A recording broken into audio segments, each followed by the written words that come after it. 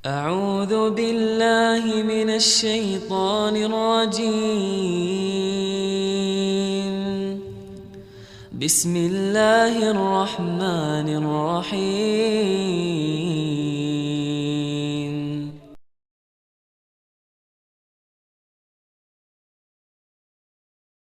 Bismillahirrahmanirrahim. Assalamualaikum warahmatullahi wabarakatuh. Innal hamdalillahi nahmaduhu wa nasta'inuhu wa nastaghfiruh wa na'udzu billahi min shururi anfusina wa min sayyiati a'malina. May yahdihillahu fala mudilla lahu wa may yudlil fala hadiya lahu. Ashhadu an la ilaha illallah wahdahu la syarika lah wa ashhadu anna Muhammad abduhu wa rasuluhu la nabiyya ba'd. قال الله تعالى في كتابه الكريم يا أيها الذين آمنوا اتقوا الله حق تقاته فلا تموتن إلا وأنتم مسلمون. وقال الله سبحانه وتعالى يا أيها الذين آمنوا اتقوا الله وقولوا قولا سديدا يصلح لكم أعمالكم ويغفر لكم ذنوبكم ومن يطع الله ورسوله فقد فاز فوزا عظيما. Alhamdulillah, segala puja dan puji syukur kita panjatkan hanya kepada Allah Subhanahu wa taala Rabbul Alamin. Serta salawat dan salam semoga tercurahkan kepada baginda Nabi kita Muhammadin sallallahu alaihi wa ala alihi wasallam, kepada keluarganya, kepada para sahabatnya, juga orang-orang yang mengikuti dan mencintainya ila yaumul qiyamah. Alhamdulillah, ikhwanu fiddin wa akhwatu fillah, teman-teman yang dimuliakan dan dirahmati oleh Allah Subhanahu wa taala. Kita memohon kepada Allah Subhanahu wa taala agar Allah jadikan pertemuan kita di pagi ini menjadi sebuah amal soleh yang mendekatkan diri kita kepada Allah Subhanahu wa taala, menjadi sebuah ilmu yang bermanfaat dan juga menjadi pengangkat derajat kita di akhir nanti. Allahumma nas'aluka ilman nafi'an wa rizqan thayyiban wa amalan mutaqabbala. Ya Allah, kami memohon kepadamu ilmu yang bermanfaat, rizki. Allahumma inni as'aluka ilman nafi'an wa rizqan thayyiban, rizki yang baik dan amalan yang diterima di sisi Allah Subhanahu wa taala. Insyaallah di setiap Sabtu Ahad, Ahad ketiga, kita akan membahas tentang biografi atau sebagian kisah dari para sahabat radhiyallahu anhum. Kita mulai dari buku, saya mengambil dari buku Tarikh Khulafa judulnya. Tarikh Khulafa ini ditulis oleh Imam Suyuti yang dia hidup pada abad ke-9. Dia mengumpulkan dalam buku ini bagaimana sejarah khulafa, kepemerintahan Islam, dari mulai zaman Abu Bakar As-Siddiq sampai kepada di zaman beliau, yaitu sekitar tahun 900 Hijriah, di abad ke-9 Islam. Yang setelah itu khilafah Islamiyah runtuh. Dia akan bercerita tentang pemimpin-pemimpin, tapi kita hanya fokus kepada khilafahnya Ar-Rasyidin. Khulafah Ar-Rasyidin yang Rasulullah SAW memuji mereka sebagai sebaik-baiknya sahabat. Alaikum bisunnati wa sunnah khulafa'ur rasyidin wal mahdiyin. Wajib bagi kalian mengikuti jalanku dan jalan khulafa'ur rasyidin. Khulafa itu artinya orang-orang penerus. Ar-Rasyidin yang dibimbing atau terbimbing. Khulafa'ur rasyidin radhiyallahu anhum, ini sahabat-sahabat Rasulullah SAW yang Rasulullah jamin bagi mereka surga. Karena ada 10 sahabat dan 4 di dalamnya adalah Khulafa Rasyidin yang Rasulullah SAW jamin masuk surga dalam sebuah hadis. Abu Bakar fil jannah, Umar fil jannah, Utsman fil jannah, Ali fil jannah. Dikatakan Abu Bakar di surga, Umar di surga, Utsman di surga, Ali dalam surga. Dan sebutkan 10 sahabat yang lainnya yang Rasulullah SAW menjamin mereka masuk ke dalam surga. Tidak hanya itu, mereka juga orang-orang yang dipuji oleh Allah Subhanahu wa taala dengan pujian radhiyallahu anhum wa radu'an. Allah ridho pada mereka dan mereka ridho kepada Allah. Maka bagi kita yang kaum muslimin yang ingin mencari keridhaan Allah Subhanahu wa taala, tentu kita harus melihat dan mencontoh orang-orang yang Allah labelkan mereka adalah orang-orang yang Allah ridhoi. Kalau kita ingin mendapatkan ridho Allah, maka lihatlah mereka orang-orang yang telah Allah ridhoi. Allah katakan di Quran radhiyallahu anhum wa radu'an. Allah ridho pada mereka dan mereka ridho kepada Allah. Allah tidak menyebutkan ridho tentang apanya. Tapi yang pasti semua yang ada pada mereka Allah ridhoi. Allah ampuni, Allah maafkan, Allah bimbing. Dan ini adalah derajat yang tertinggi bagi seorang mukmin selain Nabi, yaitu mendapatkan ridho Allah. Kita juga sekarang berharap dan berusaha mencari ridho Allah. Tetapi kita belum ada jaminan bahwasanya Allah meridhoi kita. Adapun para sahabat, terutama Khulafaur Rasyidin, mereka adalah orang-orang yang Allah Subhanahu wa taala ridhoi. Ya. Kita akan baca, tapi mungkin tidak kita baca huruf per huruf. Kita hanya baca sebagian dan sebagian kesimpulan dari apa yang disebutkan oleh Imam Suyuti. Juga nanti kita ambil dari beberapa buku lain. Pertama yang kita bahas adalah Abu Bakar As-Siddiq radhiyallahu anhu. Abu Bakar ini nama kunyahnya. Jadi orang Arab itu punya kebiasaan. Kunyah, nama, laqab. 3 ini ada pada diri mereka. Kunyah itu nama yang didahului dengan abu atau ummu. Ini biasanya ingin menunjukkan kehormatan, menghargai, bahasa yang lebih lembut. Abu fulan, ummu fulan. Nama, kalau nama jelas, itu ism. Artinya sebagai nama yang diberikan kepada seseorang. Adapun laqab itu adalah julukan. Dan setiap para sahabat rata-rata memiliki laqab. Rasulullah SAW contohnya, dia bernama Muhammad. Kunyahnya Abul Qasim. Laqabnya Al-Amin. Al-Amin, laqab Rasulullah SAW. Abu Bakar pun seperti itu. Abu Bakar kunyahnya. Nama dia Abdullah bin Abi Quhafah, Uthman bin Amir, bin Amr, bin Ka'ab, bin Sa'id, bin Taim, bin Murrah, bin Ka'ab, bin Lu'ud, bin Lu'i, bin Ghalib, Al-Qurashi, At-Taimi. Disinilah nasab dia bertemu dengan Rasulullah bin Ghalib. Jadi dia sama Rasulullah SAW itu ketemu di kakek keberapa? Nama dia Abdullah bin Abi Quhafah, bin Amir, bin Amr, bin Ka'ab, bin Sa'ad, bin Taimi, bin Murrah, bin Ka'ab, bin Lu', bin Ghalib. Di kakek yang ke-10.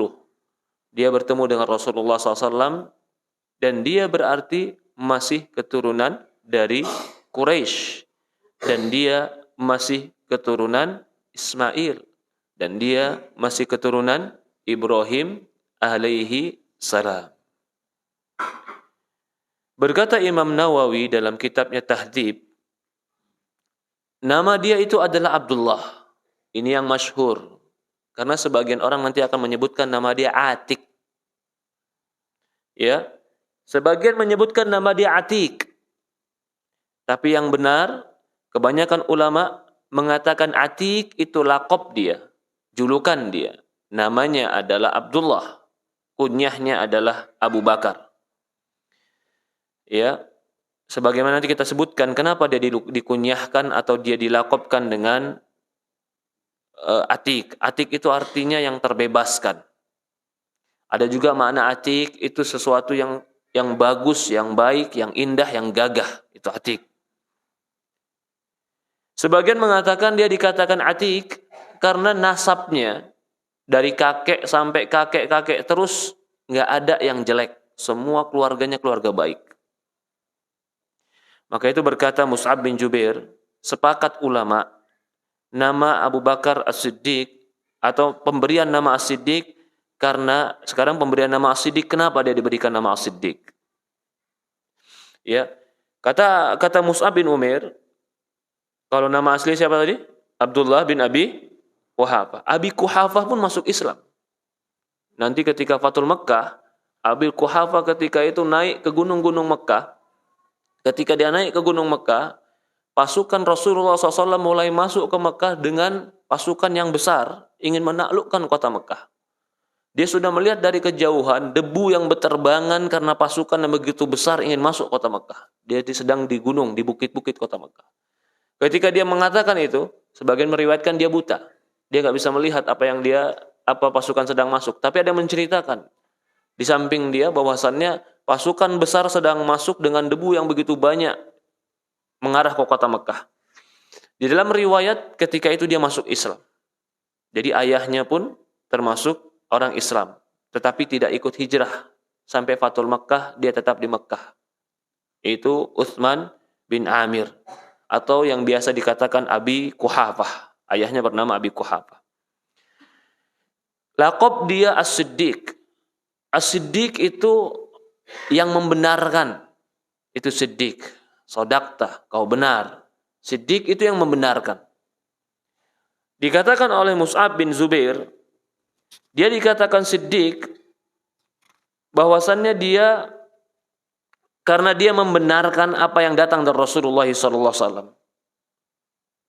Karena dalam sebuah kisah, dia orang yang paling pertama kali membenarkan apa yang datang dari Rasulullah SAW. Ya subhanallah. Ya. Disebutkan dalam sebuah riwayat bahwasannya suatu hari ketika Rasulullah SAW Isra dan Mi'raj, orang-orang kafir semuanya meragukan tentang Isra dan Mi'raj Rasulullah SAW. Mereka mengatakan, nggak mungkin lah. Muhammad pergi ke langit, Muhammad pergi ke Aqsa, kami saja kalau pakai kendaraan onta atau kendaraan kuda yang cepat, kami ke Aqsa itu bisa 1 bulan. Muhammad mengatakan dia pergi ke Aqsa dengan 1 malam, setelah itu dia pergi ke langit. Sehingga orang-orang kafir itu banyak yang mengolok-ngolok Rasulullah SAW dan seolah-olah mengatakan Rasulullah SAW sebagai pendusta. Nasallallahu salam wal afiyah. Maka ketika itu mereka datang ke Abu Bakar As-Siddiq radhiyallahu an. Datang ke Abu Bakar As-Siddiq radhiyallahu an menceritakan ini, seolah-olah mengoloknya. Itu tamanmu, sahabatmu mengatakan dia telah pergi ke Aqsa, pergi ke Masjidil Aqsa. Maka Abu Bakar As-Siddiq radhiyallahu an mengatakan, apapun yang dikatakan oleh Muhammad, aku percaya. Kalau seandainya mataku bertentangan dengan apa yang dikatakan Muhammad, maka yang kusalahkan adalah mataku dan penglihatanku. Masya Allah. Abu Bakar As-Siddiq radhiyallahu an. Maka banyak kisah-kisah yang menunjukkan dia membenarkan kisah Rasulullah SAW. Di antaranya adalah ketika perintah untuk perintah tentang Isra dan Mi'raj. Dia orang yang pertama kali. Lalu perintah ketika kabar masuk Islam. Dia termasuk orang pertama kali yang membenarkan. Juga perintah ketika hijrah. Semua para sahabat ingin hijrah. Kalau dia tunggu. Bukan dia nggak pengen hijrah. Dia tunggu bagaimana komando Rasulullah. Rasulullah tidak mengizinkan dia hijrah karena Rasulullah ingin bersama dia. Dan ketika malam hijrah, itu tanpa pemberitahuan, Rasulullah langsung mengatakan kepada Abu Bakar, malam ini kita tinggalkan Mekah. Tanpa berpikir panjang, dia tinggalkan semuanya untuk bersama Rasulullah SAW. Padahal dia punya usaha, dia punya kebun, dia punya istri, dia punya anak. Abu Bakar orang yang memiliki harta.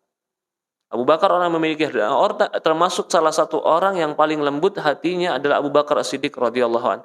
Tapi ketika Rasulullah katakan malam ini kita hijrah, dia tanpa berpikir panjang, dia tinggalkan semuanya, dia bersama Rasulullah sallallahu alaihi wasallam. Maka di sini dia dikatakan As-Siddiq. Begitu juga ketika perang Hudaybiyah. Banyak sekali bukti-bukti bahwasannya semua yang dikatakan Rasulullah dia membenarkan. Walaupun terkadang apa yang dia lihat, apa yang dia anggap mungkin tidak sesuai yang diucapkan Rasulullah. Sama seperti ketika perang Uhud. Ketika perang Badr atau ketika perang Uhud, itu sebagian sahabat mengatakan, "Ya Rasulullah, kita perang di luar kota saja. Jangan kita perang di dalam kota." Ketika itu Rasulullah SAW berpendapat kita perang di dalam kota Madinah. Biarkan mereka masuk kota Madinah, kita kepung di kota Madinah, kita bunuh mereka di dalam kota Madinah. Ketika itu sebagian para sahabat mengatakan, memberikan saran, "Ya Rasulullah, alangkah baiknya kita perang di luar saja. Kalau kita perang dalam kota ini, di tengah kota dan di jalan-jalan kota Madinah ini," mereka sebutkan beberapa alasan mereka. Rasulullah tetap mengatakan kita perang di tengah kota Madinah. Sebab orang munafik sudah mulai mengeluarkan isu-isu, Muhammad begitu, Muhammad begini.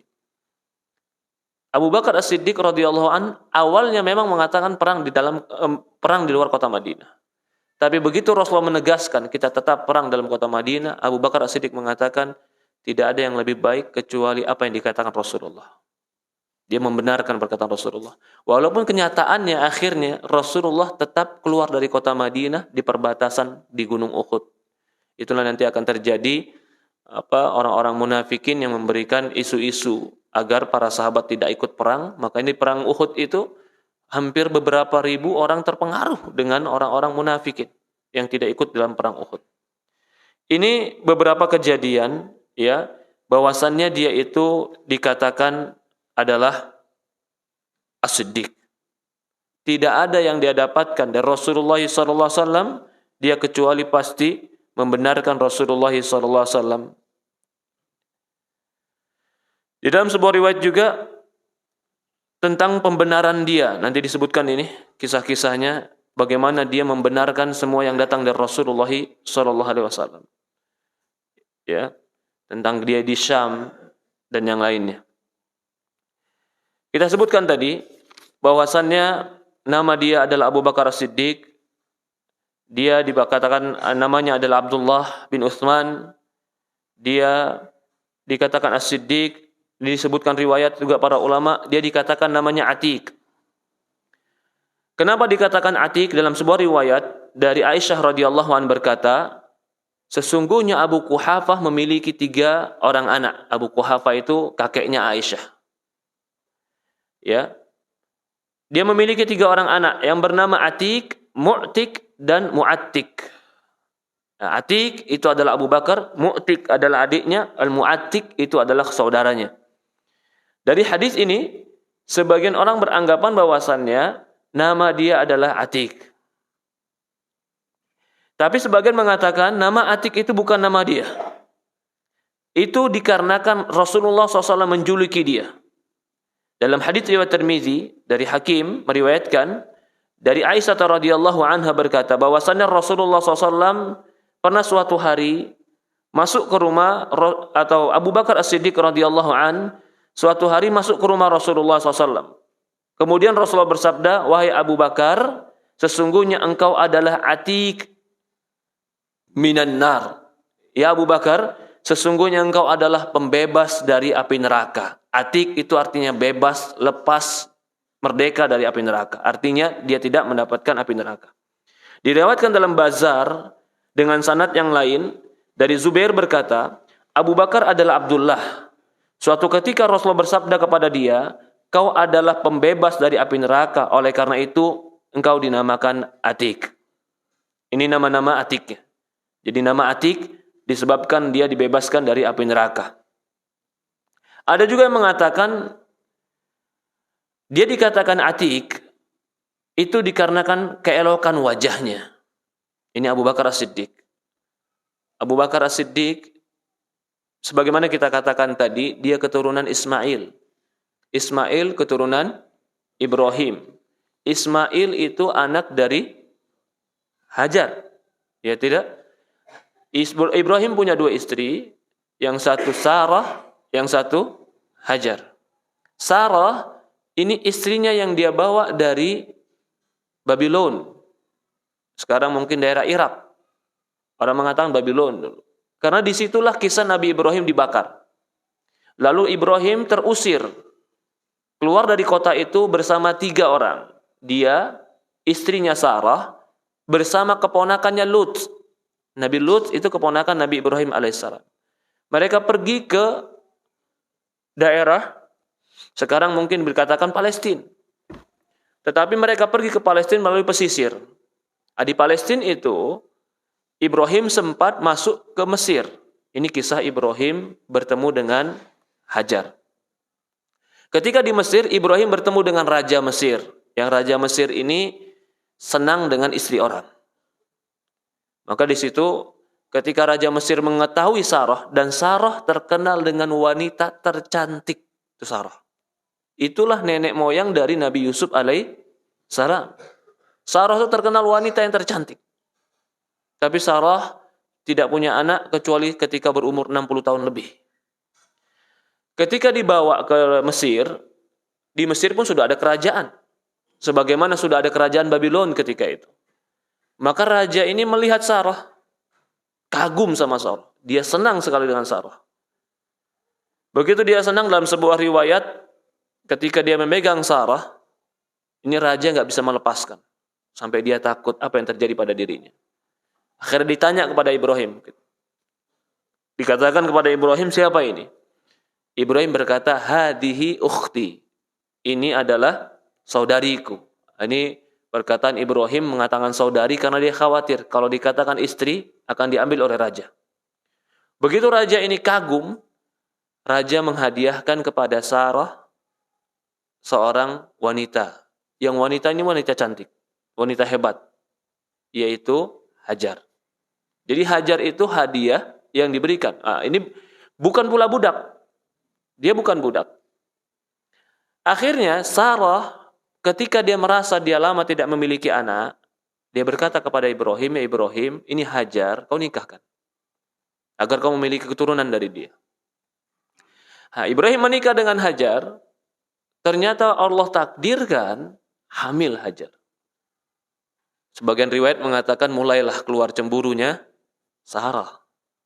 Nih, udah cantik, hamil. Aku nggak hamil-hamil. Ya kata dia, ya Ibrahim, kalau begitu bawa dia, jangan kelihatan sama aku. Dalam sebuah riwayat itu bahwasannya bukan diperintahkan oleh Sarah, memang diperintahkan oleh Allah. Ini bukti bahwasannya dari sinilah Hajar dibawa ke Mekah, lahirlah Ismail. Dari sini Ismail jelas bukan orang Arab. Bukan orang Arab. Hajar dari Mesir, Ibrahim dari Babylon. Tetapi ketika Hajar di Mekah, orang-orang Arab mulai datang. Itulah awal pernikahan antara Ismail dengan bangsa Arab. Yang kita ingin tegaskan bahwasannya, keturunan Ismail itu secara fisikis pun berbeda dengan bangsa Arab yang asli Arab.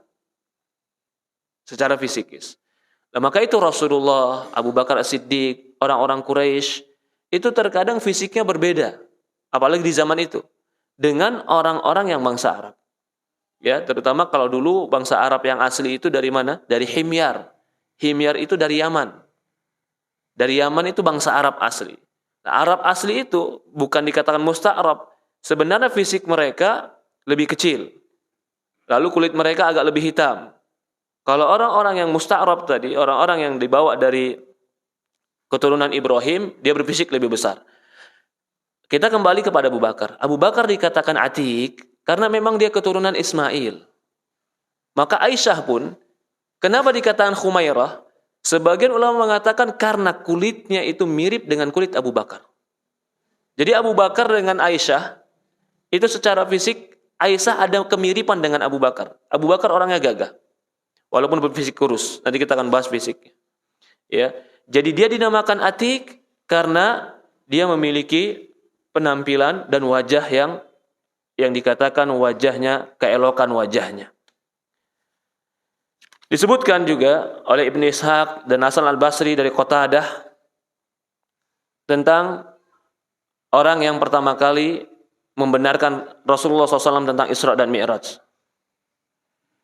Diriwayatkan dari Hakim, ya, ketika kisah Rasulullah SAW Isra dan Mi'raj, ketika itu dia adalah orang yang dia berkata, dia adalah orang yang Allah namakan dengan As-Siddiq lewat lisan Jibril, itu dari Rasulullah SAW, dari Ali bin Abi Thalib. Dan dengan lisan Muhammad, dia adalah khalifah Rasulullah SAW yang rela menjadi pemimpin dalam agama kami. Kelahiran dan pertumbuhannya, itu namanya. Adapun istrinya, para riwayat mengatakan dia memiliki 4 istri. Tetapi tidak dikumpulkan semua.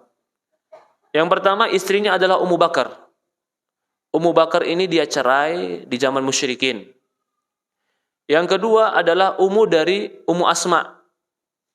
Asma binti Abu Bakar itu punya ibu. Yang ketiga itu adalah ibunya Aisyah. Jadi Aisyah dengan Asma satu bapak, Abu Bakar, tapi keduanya berbeda ibu. Dan yang satu lagi istri dia itu bekas anaknya atau bekas istrinya dari Ja'far. Ja'far ini dari keturunan Ali bin Abi Thalib radhiyallahu an. Itu dari istrinya Abu Bakar As-Siddiq radhiyallahu an. Kelahiran beliau, Abu Bakar dilahirkan 2 tahun 2 bulan setelah kelahiran Rasulullah. Jadi dia dekat sekali umurnya dengan Rasulullah SAW. Dan dia meninggal pun di usia yang sama seperti usianya Rasulullah SAW, di usia 63 tahun. Jadi antara hidup dia dengan meninggalnya Rasulullah SAW itu di jarak sekitar 2 tahun atau 3 tahun. Ada yang mengatakan sekitar 2 tahun lebih. Meninggalnya Rasulullah SAW, kemudian meninggalnya Abu Bakar As-Siddiq radhiyallahu an. Ya. Rasulullah SAW pernah berkata kepada Abu Bakar, siapakah yang lebih tua? Ketika ditanya antara Abu Bakar dan Rasulullah, siapa yang lebih tua? Maka saya atau kamu? Maka Abu Bakar berkata, engkau lebih tua ya Rasulullah, tetapi saya lebih tua darimu. Atau engkau lebih besar ya Rasulullah, tetapi saya lebih tua. Tapi yang benar, Rasulullah SAW lebih tua sedikit daripada Abu Bakar radhiyallahu an. Maka itu Rasulullah SAW dengan Abu Bakar sangat dekat. Karena kedekatan mereka sebelum diutus menjadi nabi, dan kedekatan usia, dan kedekatan mereka dalam keseharian. Abu Bakar As-Siddiq, dia tumbuh di Mekah. Dia lahir di Mekah. Dia tidak pernah keluar dari kota Mekah kecuali dengan tujuan dagang dan bisnis. Ya, dia memiliki harta yang banyak dan kepribadian yang menarik. Memiliki kebaikan, sering melakukan perbuatan-perbuatan terpuji. Sebagian hal ini dikatakan oleh Ibnu Dughannah, sesungguhnya engkau selalu menyambung tali kasih dan keluarga. Bicaramu selalu benar dan kau menanggung banyak kesulitan. Kau bantu orang-orang yang menderita dan kau hormati tamu. Imam Nawawi berkata, dia termasuk tokoh Quraisy di masa jahiliyah. Jadi di masa jahiliyah pun orang-orang sudah memuliakan dia. Dia sudah termasuk orang-orang yang banyak berbuat kebaikan di masa jahiliyah. Ya, masa keislaman Abu Bakar As-Siddiq radhiyallahu an. Atau sebelumnya, sebelum masuk masa keislaman, bagaimana keadaan Abu Bakar As-Siddiq di masa jahiliyah? Sebagian sahabat kita lihat di masa jahiliyahnya ada orang-orang yang memang mungkin penyembah berhala. Ada juga yang penyembah api. Ada juga yang mungkin jahat di masa-masa jahiliyah karena kebodohan mereka. Abu Bakar As-Siddiq di masa jahiliyahnya adalah orang yang paling iffah. Orang yang paling menjaga kehormatan. Orang yang enggak pernah minum khamr. Orang yang tidak pernah berzina. Orang yang tidak pernah melakukan kejelekan dan mencacati nasab dirinya. Ini Abu Bakar As-Siddiq. Dikatakan dalam sebuah musnad dari Aisyah radhiyallahu anha berkata, wallahi ma qala Abu Bakar sya'ran qattu fi jahiliyah wala Islam laqad tarakahu wa Utsman radhiyallahu an syarbul khamar fil jahiliyah.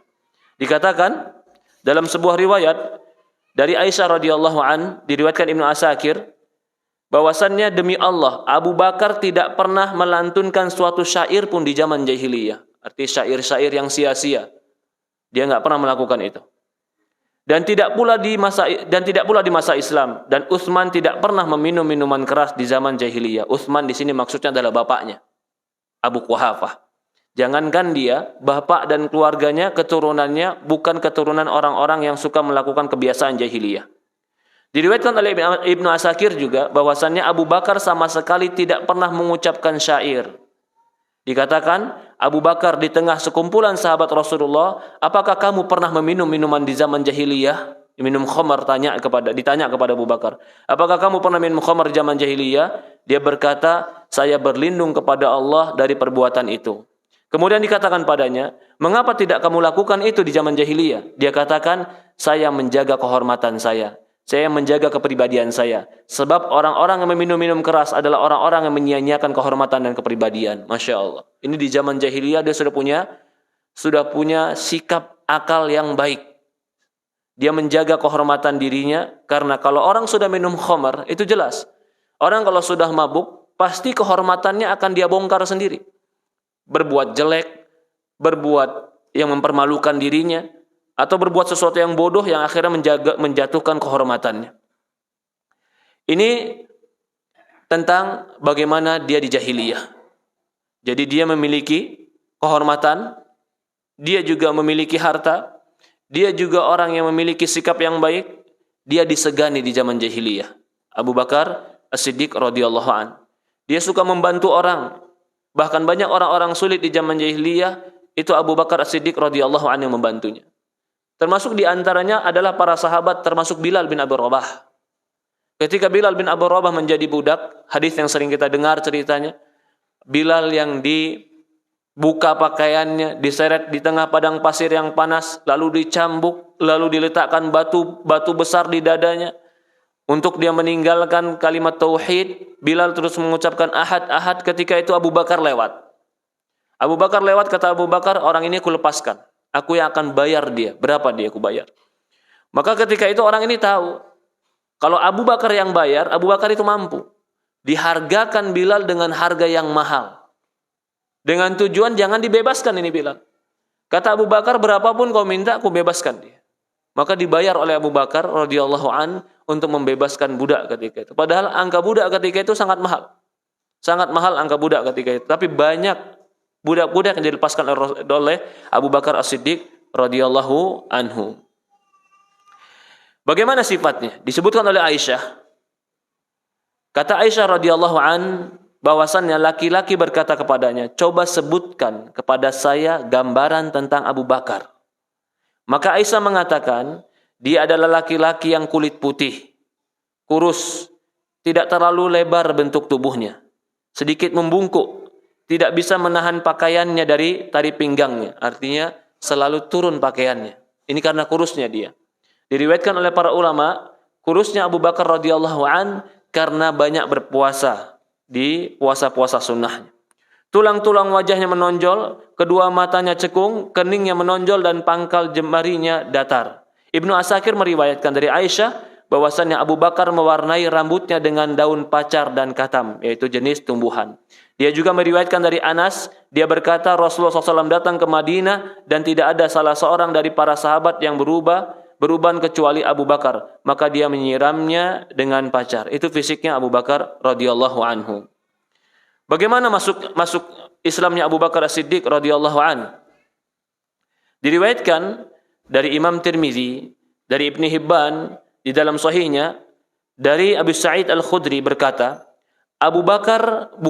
berkata Abu Bakar, bukankah saya yang paling berhak untuk memenangkan atau memangkunya, yaitu khalifah? Bukankah saya orang yang paling pertama kali masuk Islam?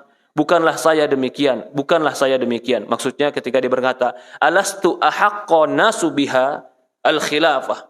Jadi ketika Rasulullah SAW meninggal, para sahabat berkumpul di Bani Saqifah, yaitu di tempatnya kelompok Bani Saqifah, berkumpul untuk menentukan siapa pengganti Rasulullah SAW. Maka ketika itu para sahabat sepakat Abu Bakar yang menjadi khalifah. Untuk menegaskan ini, Abu Bakar mengatakan, alastu ahaqqun nas, bukankah aku yang paling berhak? Artinya ingin menepis isu-isu yang tidak suka dengan Abu Bakar. Bukankah aku orang yang paling berhak untuk menjadi khalifah? Bukankah aku orang yang pertama kali Islam? Bukankah aku orang yang menemani Rasulullah SAW? Disebutkan keutamaan-keutamaan Abu Bakar dalam tujuan meyakinkan bahwasannya dia memang orang yang paling berhak mendapatkan khalifah. Kata para ulama di sini dia mengatakan, aku orang yang pertama kali masuk Islam. Maka disebutkan, bukankah yang masuk Islam pertama kali adalah Khadijah, istrinya Rasulullah SAW. Para ulama mengatakan kalau dari golongan perempuan dan golongan keluarga Rasulullah, maka yang pertama kali masuk Islam adalah Khadijah. Tapi golongan laki-laki dan bukan dari golongan keluarga Rasulullah, yang pertama kali masuk Islam adalah Abu Bakar As-Siddiq. Adapun golongan anak kecil, yang ketika itu anak kecil, dari golongan laki-laki yang pertama kali masuk Islam adalah Ali bin Abu Thalib radhiyallahu an. Disebutkan oleh Imam Ibnu Asakir bahwasannya dalam tarikh Haris bin dari Ali, dia berkata, orang yang pertama kali masuk Islam dari kalangan laki-laki adalah Abu Bakar. Jelas. Diriwayatkan lagi yang lain, orang yang pertama kali melakukan sholat bersama Nabi adalah Abu Bakar. Ini pun dalam riwayat dari Ibnu Khuzaimah.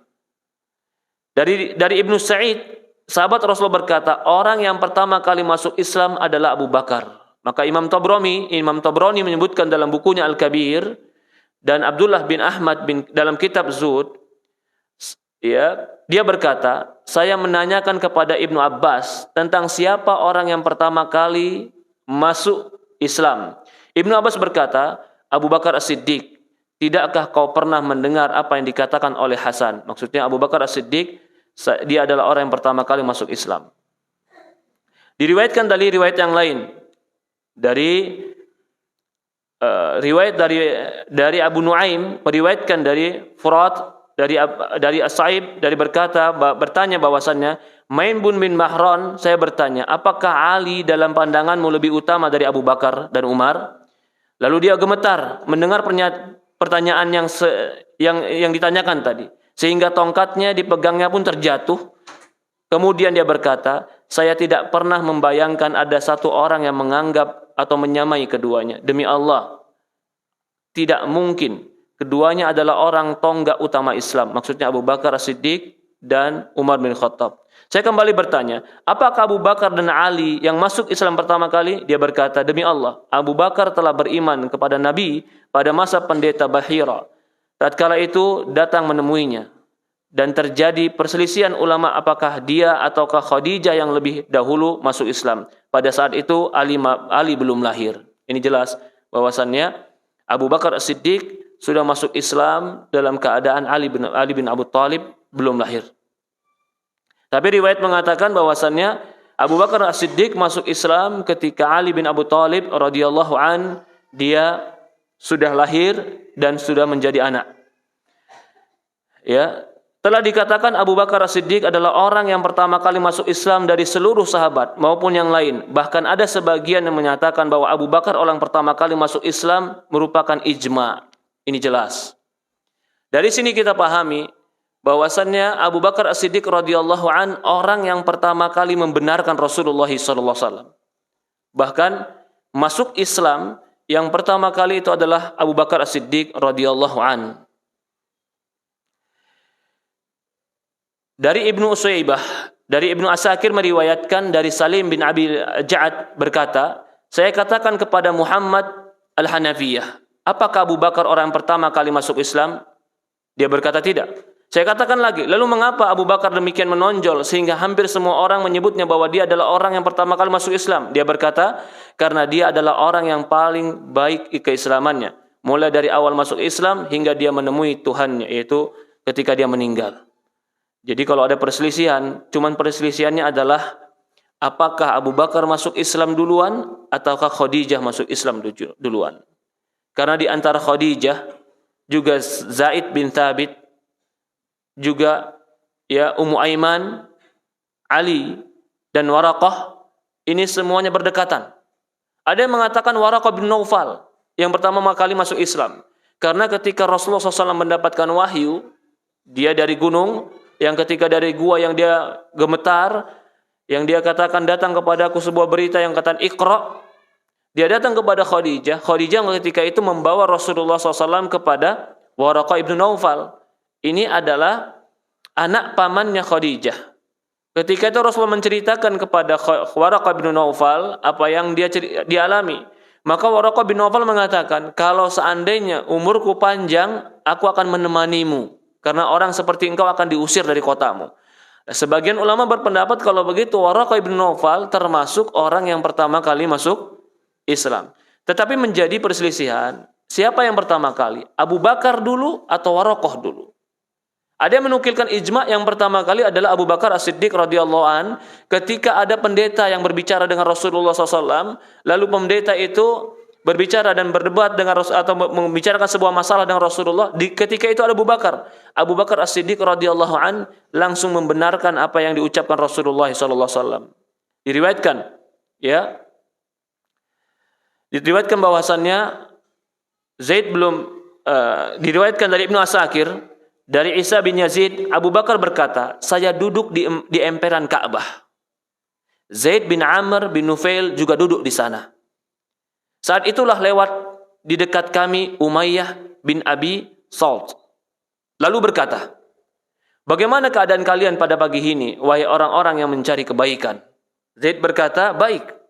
Dia berkata, apakah telah kamu dapatkan? Dia berkata, apakah telah kamu dapatkan? Zaid berkata, belum. Kemudian berkata, setiap agama di hari kiamat selain yang Allah tentukan adalah batil. Apakah Nabi yang ditunggu itu berasal dari kalangan kami atau kalangan kamu? Ini pembicaraan dia dengan pendeta tadi. Zaid bin Amr berkata, saya tidak pernah mendengar sebelumnya mengenai Nabi yang ditunggu dan akan diutus. Abu Bakar berkata, maka saya keluar dari Ka'bah dan menemui Waraqah bin Naufal. Dia adalah orang yang banyak melihat ke langit dan selalu bergetar dadanya. Lalu saya pergi menemuinya dan saya ceritakan apa yang telah terjadi. Yaitu apa yang telah terjadi dan dia bertemu dengan Muhammad. Dia berkata, wahai anak pamanku, sesungguhnya kami adalah orang-orang ahli kitab dan ilmu. Artinya kami tahu tentang Nabi dan kami tahu tentang ciri-ciri Nabi dan di dalam kitab sudah dikabarkan tentang turunnya Nabi. Nabi yang ditunggu-tunggu itu berasal dari kalangan nasab pertengahan Arab. Jadi maksudnya dari inti orang Arab. Dan kaummu juga berasal dari nasab pertengahan Arab. Kaummu maksudnya Quraisy. Ketika itu dia bertanya kepada Waraqah bin Naufal. Saya katakan padanya, wahai pamanku, apa yang dikatakan oleh Nabi tersebut? Dia tanya, kalau datang Nabi, apa yang diucapkan Nabi tersebut? Dia berkata, dia mengatakan apa yang dikatakan, diwahyukan kepadanya. Tidak pernah berlaku zalim, tidak pula dizalimi, dan membalas kezaliman. Artinya tidak berzalim dan tidak membalas kezaliman. Maka tatkala Rasul diutus, saya pun beriman kepadanya. Jadi kisah ini sebenarnya, kenapa Abu Bakar As-Siddiq langsung membenarkan Rasulullah? Karena sebelumnya dia pernah berdialog dengan Waraqah bin Naufal tentang ciri-ciri Nabi. Dan telah berbicara dengan sebagian rahib atau pendeta-pendeta tentang kitab mereka. Dan dia meyakini itu. Ini mirip kisahnya seperti kisah orang-orang Madinah yang mempercayai akan datangnya Nabi. Kenapa orang Madinah? Orang-orang Madinah itu, kenapa orang-orang Madinah yang pertama kali menerima akan datangnya Rasulullah SAW sebagai hijrah? Orang Madinah itu, kalau kita melihat kepada sejarahnya, di Madinah itu ada sebagian orang-orang Yahudi yang tinggal. Kenapa orang Yahudi tinggal di Madinah? Padahal Nabi belum lahir, tapi mereka sudah tinggal di Madinah. Ya, jadi kita ingin menggambarkan sekarang kenapa orang-orang Arab, Mekah, Madinah, itu sebagian mereka cepat mendengar dan cepat membenarkan adanya Nabi. Karena ahlul kitab sudah mulai datang dari negeri, dari mana? Dari Syam atau dari negeri Syam ke Madinah dan Mekah. Syam itu di sekitaran Aqsa, itu adalah negerinya para nabi. Mereka mendapatkan ilmu di sana. Kitab Zabur di sana, kitab Injil di sana. Mereka dapati dalam kitab-kitab mereka bahwasannya akan keluar Nabi di tengah kota yang banyak pohon kurmanya dan di antara dua bebatuan yang hitam. Dua bebatuan hitam ini mereka terus mencari mana ini kota yang paling mirip dengan apa yang diceritakan dalam kitab.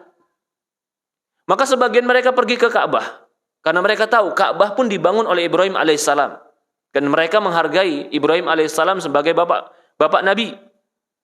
Sebagian mereka pergi ke Madinah ketika mereka pergi di Madinah, mereka melihat Madinah kota yang paling mirip sebagaimana diceritakan di dalam Alkitab.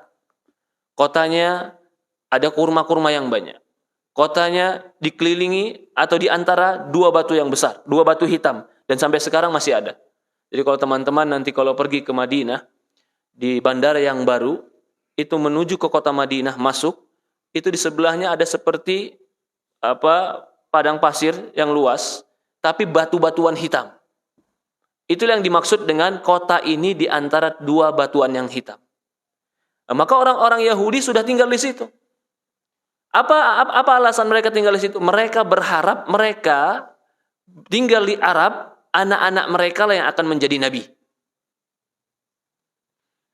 Maka ketika mereka bertemu dengan orang-orang Madinah, mereka katakan, kami ke sini itu karena kami ingin mencari nabi. Orang-orang Arab bingung, kenapa kalian ke kota Madinah? Kota Madinah nggak ada apa-apanya. Bahkan ketika itu kota Madinah dikatakan Yathrib. Yathrib itu dianggap kota yang penuh dengan wabah. Kota yang wabah. Orang masuk kota Madinah, kalau fisiknya nggak kuat, meninggal. Maka dikatakan Yathrib, kota yang penuh dengan, Yathrib itu bermakna kesialan, kejelekan. Contohnya apa? Bapaknya Rasulullah itu orang Mekah, pergi ke Madinah, lalu ingin pergi ke Syam, meninggal di mana? Madinah. Ibunya Rasulullah tinggal di Mekah, yang aslinya memang dia tadinya Madinah, tinggal di Mekah. Ketika ingin berziarah ke kuburan suaminya, lalu pergi sebagian lagi ke kota Madinah sebentar, pulang dari Madinah, meninggal. Maka itu sebagian ulama mengatakan juga, sebelum kita bercerita yang lain, kenapa Allah pilih Madinah, sementara ketika itu di pikiran mereka Madinah ini kota wabah. Bayangkan disuruh hijrah ke kota yang mereka anggap di sana kalau sudah masuk banyak yang sakit dan meninggal. Maka ketika Rasulullah pindah ke sana, Rasulullah ganti namanya. Ini bukan Yathrib lagi, Tiba. Tiba itu artinya kota yang baik. Rasulullah memberikan optimisme. Dan Rasulullah mengatakan, aku telah melihat seorang perempuan tua keluar dari kota Madinah, membawa wabah dan penyakit dari kota Madinah. Sampai Rasulullah mengatakan dalam hadis, barang siapa yang meninggal di kota Madinah, aku akan memberikan syafaat kepada beliau. Karena Rasulullah ingin menegaskan para sahabat, jangan mereka khawatir untuk pindah ke kota Madinah. Nah, kembali lagi, kenapa kota Madinah menerima Rasulullah? Karena orang-orang Yahudi sudah mengatakan itu. Kami ke sini ingin mencari seorang nabi. Diceritakan bagaimana sifat nabinya. Maka ketika mereka haji atau melakukan ibadah di Ka'bah, kebetulan orang-orang Madinah sedang kumpul. Rasulullah mendakwahi mereka dan menceritakan tentang agama Allah. Orang-orang Madinah ketika itu langsung mengatakan, kita harus beriman lebih dahulu sebelum orang Yahudi di Madinah mendengar tentang dia dan akan beriman.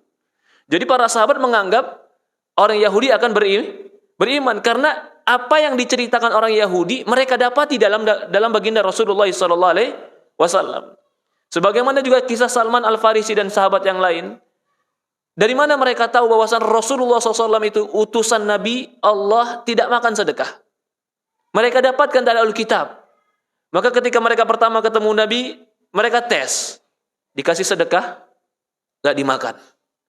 Dikasih hadiah, dimakan. Dari mana mereka tahu itu?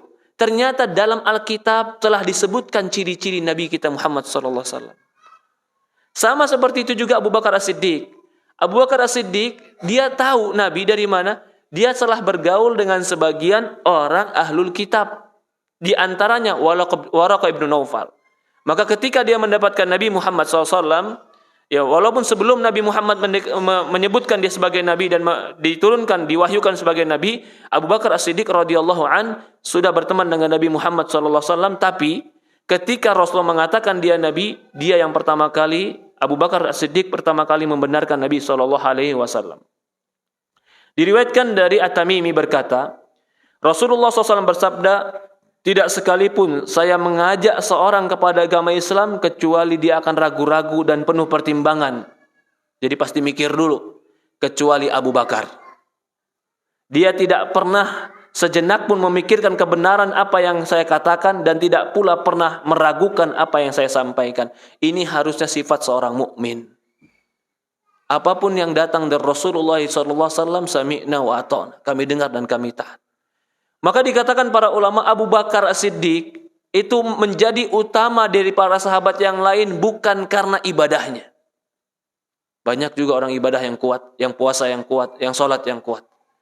Bukan karena juga hanya sedekahnya, walaupun sedekah dia luar biasa, sedekah yang sangat banyak. Tapi Abu Bakar As-Siddiq menjadi orang yang paling utama di antara seluruh manusia selain Nabi. Dikatakan itu, dia menjadi makhluk manusia yang paling utama selain Nabi, karena dia membenarkan apapun yang dibawa oleh Rasulullah SAW. Syai'un yastakirru fi qalb, karena sesuatu yang di hatinya nggak pernah ragu tentang apa yang dikatakan oleh Nabi Muhammad SAW. Maka orang mukmin, kalau dia betul-betul percaya kepada Nabi, tidak pantas dia dengan ragu apapun yang datang dari Rasulullah SAW. Hadis-hadis yang datang dari Rasulullah, maka itu harus diyakini kebenarannya. Apalagi Al-Quran yang Allah Subhanahu wa taala turunkan melalui Jibril dan kepada Rasulullah SAW, maka orang mukmin tidak perlu meragukan apa yang datang dari Allah Subhanahu wa taala. Karena kemuliaan seorang mukmin bisa jadi karena sifatnya yang membenarkan dan percaya dengan apa yang langsung datang dari Allah dan dari Rasulullah SAW. Disebutkan oleh Baihaqi, ya, kata Imam Baihaqi, ini melihat dengan jelas dalil-dalil dan tanda-tanda kenabian Rasul. Dia mendengar perjalanan hidupnya sebelum dia mengajak kepada Islam. Maka tatkala dia menyerukan Islam, Abu Bakar telah memikirkan dan tidak mempertimbangkan kebenaran yang dibawa, dan dia masuk Islam secara spontan. Imam Baihaqi berkata dari Maisarah bahwasanya Rasulullah SAW jika berdakwah beliau mendengar orang-orang memanggilnya, wahai Muhammad. Dan orang itu jika mendengar suara Rasulullah, dia akan berpaling dan lari. Kemudian Rasulullah SAW rahasiakan itu kepada Abu Bakar, yang tak lain adalah sahabat lama Rasulullah SAW di zaman jahiliyah. Ma kallamtu fil islami ahadan illa alayya raji'ani wa kalami illa ibnu abi Quhafah fa inni lam ukallimhu fi syai'in illa qabilahu wastaqam.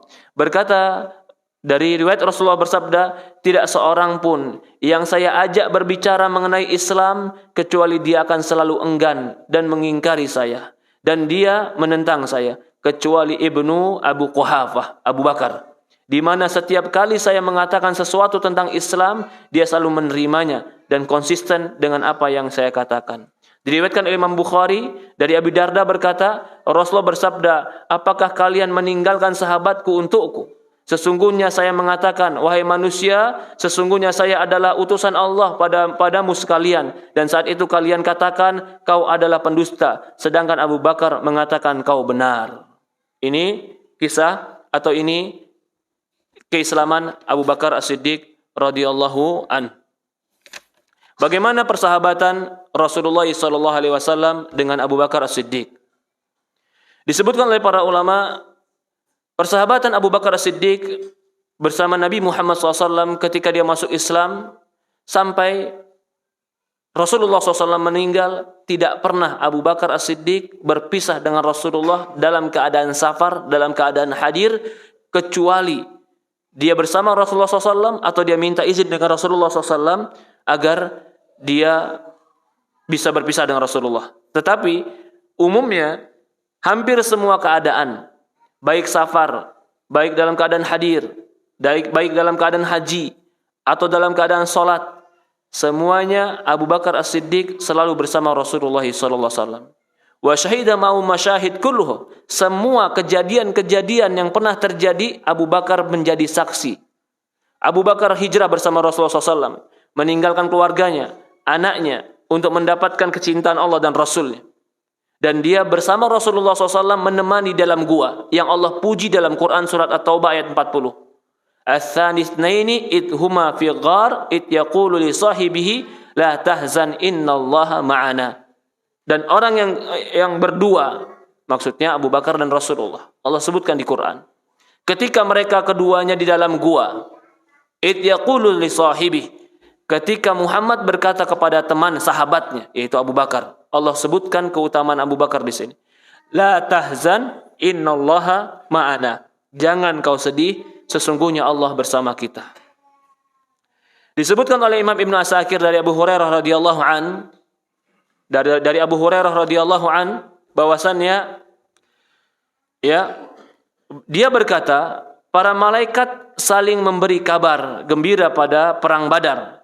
Mereka berkata, tidakkah kalian melihat As-Siddiq bersama Rasulullah di bangsal tempat berteduh? Abu Ya'la Al-Hakim dan Ahmad meriwayatkan dari Ali, dia berkata, Rasulullah bersabda kepada saya dan pada Abu Bakar di saat perang Badar, Jibril bersama satu orang dan Mikail bersama yang lain. Maksudnya Jibril bersama para sahabat. Ibnu Asyakir meriwayatkan dari Ibnu Sirin bahwasanya Abdurrahman bin Abu Bakar berada di barisan kaum musyrikin pada saat perang Badar. Abdurrahman bin Abu Bakar, yaitu anaknya Abu Bakar. Tatkala dimasuk Islam, dia berkata pada ayahnya, ayahku, pada saat itu kau sangat dekat denganku. Ayahku, pada saat itu kau sangat dekat denganku yang memungkinkan saya untuk membunuhmu. Namun saya berpaling darimu dan saya tidak membunuhmu. Jadi dia di pasukan Rasulullah, anaknya di pasukan musyrikin. Ya subhanallah. Bagaimana para sahabat radhiyallahu anhum dahulu betul-betul memiliki keyakinan yang kuat dalam keimanan. Bagaimana juga mereka orang-orang musyrikin tidak mengatakan Muhammad itu penyihir. Apa yang disihir? Anak dan bapak saja bisa berpisah dalam satu peperangan. Apa kata Abu Bakar? Anaknya bilang, bapak aku kalau kamu itu dekat sama aku, sebenarnya aku bisa membunuhmu. Apa Abu Bakar mengatakan? Namun jika itu terjadi padaku, maka saya tidak akan berpaling darimu. Artinya, kalau betul kau mau bunuh aku bunuh kau. Ya subhanallah. Apa yang dia bela? Rasulullah sallallahu alaihi wasallam. Inilah para sahabat atau kecintaannya Abu Bakar As-Siddiq radhiyallahu an dengan Rasulullah sallallahu alaihi wasallam. Abu Bakar As-Siddiq jiwanya, hartanya, waktunya selalu bersama Rasulullah SAW. Pikirannya, kehormatannya, apapun yang dia bisa berikan kepada Rasulullah SAW dia berikan. Maka dikatakan tadi oleh sebagian para ulama, tidak ada satu waktu pun kecuali Abu Bakar As-Siddiq bersama Rasulullah SAW. Bahkan dalam sebuah riwayat, Abu Bakar As-Siddiq menikahkan Aisyah radhiyallahu anha, ya, atau dikatakan salah satu hikmah Rasulullah Aisyah dinikahkan kepada Abu Bakar menikahkan Aisyah dengan Rasulullah. Salah satu hikmahnya adalah Abu Bakar ingin bersama Rasulullah SAW terkadang di dalam rumah. Kalau Aisyah tidak dinikahkan, Rasulullah nggak pernah masuk rumah. Abu Bakar tidak pernah masuk rumah Rasulullah SAW. Tapi ketika dia nikahkan Aisyah dengan Rasulullah SAW, maka dia bisa bersama Rasulullah SAW sesekali di rumah Rasulullah untuk melihat bagaimana keadaan Rasulullah SAW di dalam rumah. Ya, ini tentang Abu Bakar radhiyallahu an. Insya Allah nanti kita lanjut lagi masih tentang peperangan dia, tentang keberanian dia, tentang sedekah dia, tentang sholat dia, ya, tentang bagaimana perjuangan Abu Bakar As-Siddiq radhiyallahu anhum bersama Rasulullah SAW. Hari ini kita mengambil sebagian daripada namanya, bagaimana keadaan dia sebelum jahiliyah dan bagaimana dia masuk Islam. Nanti insya Allah setelahnya kita akan bercerita bagaimana dia di dalam Islam dan bagaimana ketika Rasulullah telah meninggal dan bagaimana ketika dia menjadi khalifah. Abu Bakar As-Siddiq radhiyallahu an adalah sahabat yang paling utama, sahabat yang paling mulia, dan dia orang yang pertama kali masuk Islam, yang paling pertama kali membenarkan Rasulullah, orang yang paling berkorban untuk Rasulullah SAW dengan jiwanya, dengan hartanya, dengan waktunya. Allahu a'lam. Ustaz barakallahu fikum, mengapa kaum Syiah sangat membenci Abu Bakar As-Siddiq radhiyallahu an? Ketahuilah ikhwanu fiddin, kalau kita melihat kepada sejarah Syiah, Syiah itu sebenarnya lahir dikarenakan isu politik saja. Apa isunya? Ali bin Abu Thalib lebih berhak menjadi khalifah daripada Abu Bakar As-Siddiq. Ketika mereka katakan isu ini, mereka sebutkan keutamaan-keutamaan Ali. Ali, dia menantu Rasulullah. Ali, dia hidup bersama Rasulullah. Ali, dia ketika Rasulullah hijrah, dia menjadikan dirinya siap dibunuh. Disebutkan keutamaan Ali yang banyak. Ali, orang yang pertama kali masuk Islam. Kata mereka, keutamaan-keutamaan ini menyebabkan Ali lebih berhak untuk menjadikan khalifah dibanding Abu Bakar. Lah, isu ini diambil oleh orang-orang munafikin untuk memecah belah kaum muslimin. Kalau para sahabat yang beriman kepada Allah dan Rasul sepakat, Abu Bakar As-Siddiq dia orang yang paling utama untuk menjadi khalifah Rasulullah. Kalau mau disebutkan keutamaannya dibanding Ali, jelas keutamaan Abu Bakar lebih banyak. Lebih banyak daripada Ali bin Abi Thalib tanpa mengurangi keutamaan Ali bin Abi Thalib. Jadi, sebenarnya lahirnya Syiah itu karena propaganda orang-orang munafikin yang ingin memecah belah kaum muslimin. Kenapa mereka tidak suka dengan ijma' para sahabat? Bukankah itu salah satu propaganda yang merusak kaum muslimin? Apa dalil kita? Al-Quran, Sunnah, dan ijma'. Para sahabat ijma'. Adakah di kalangan para sahabat radhiyallahu an ketika memilih Abu Bakar As-Siddiq menjadi khalifah yang menyelisihi? Gak ada. Satu pun tidak ada. Sepakat seluruh para sahabat yang hidup ketika itu, Abu Bakar As-Siddiq menjadi khalifah. Tiba-tiba datang orang anak-anak muda.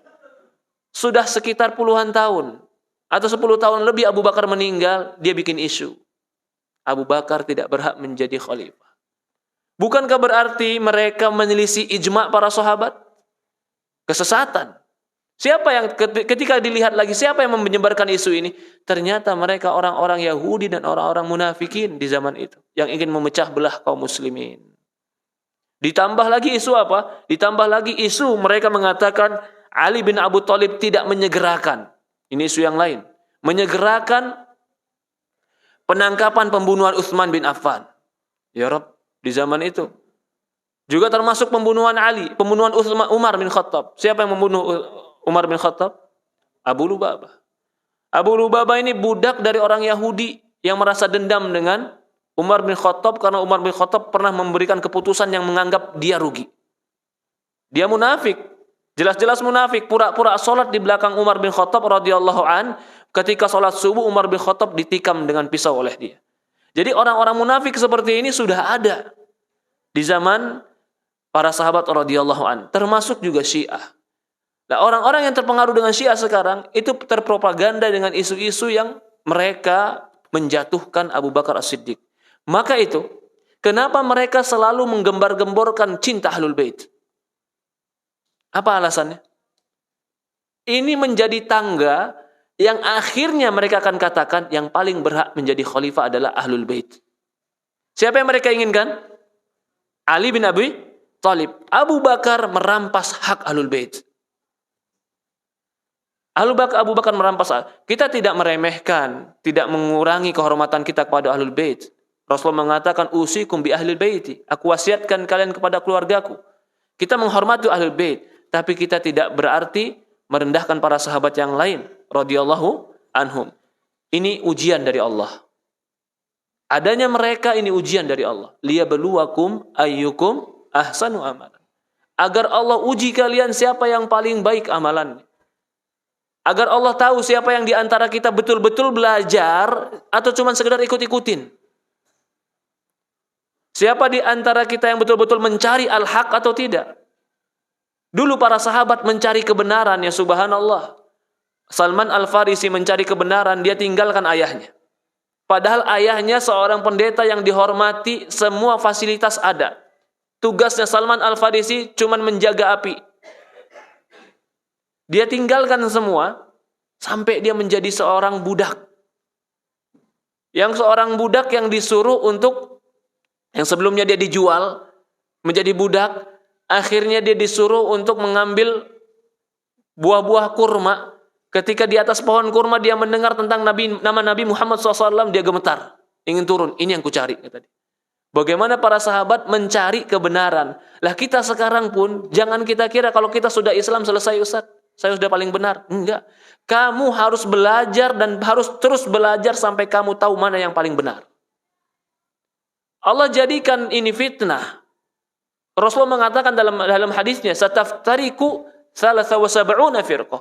Kalian akan terpecah menjadi 73 golongan. Ini sudah menjadi sunnatullah. Apa hikmahnya? Apa hikmahnya Allah jadikan ini semua?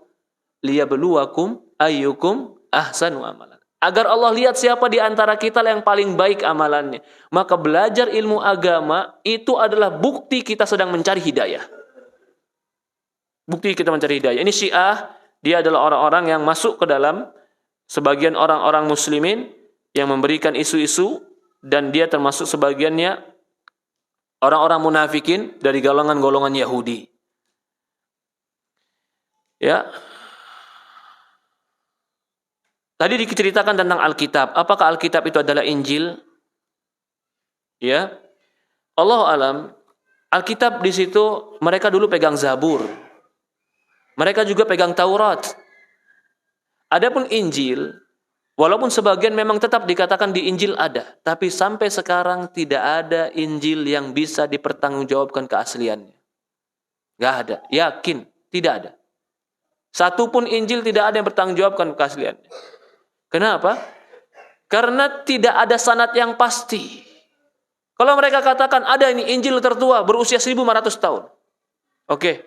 Kalau kamu katakan Injil tertua berusia 1500 tahun, 1500 tahun itu baru zaman siapa? Zaman Rasulullah SAW. Antara Rasulullah ke Nabi Isa masih ada 500 tahun lebih. Berarti yang kamu anggap tertua ini masih terputus dengan zaman Nabi Isa alaihissalam sejauh 500 tahun. Maka tidak ada Injil yang betul-betul murni zaman sekarang ini. Ya, tapi ketika di zaman itu masih ada orang-orang yang berpegang teguh dengan ajaran Alkitab walaupun tidak murni. Kan Allah sudah gambarkan orang-orang Yahudi punya kitab tapi tidak beramal. Orang-orang Nasrani punya amal tapi nggak punya ilmu. Artinya belum terkitabkan ketika itu. Belum terjaga dengan baik ilmu mereka. Allah alam. Mungkin ada pertanyaan lain, tafadhol. Jika tidak ada, kita cukupkan sampai di sini. Insyaallah kita di pertemuan akan datang berbicara tentang keberanian Abu Bakar As-Siddiq radhiyallahu an dalam beberapa peperangan bersama Rasulullah sallallahu alaihi wasallam. Kita tutup dengan doa kafaratul majlis. Subhanakallahumma wa bihamdi subhanallah ilaha illa anta nastaghfiruka wa atubu ilaik. Assalamualaikum warahmatullahi wabarakatuh.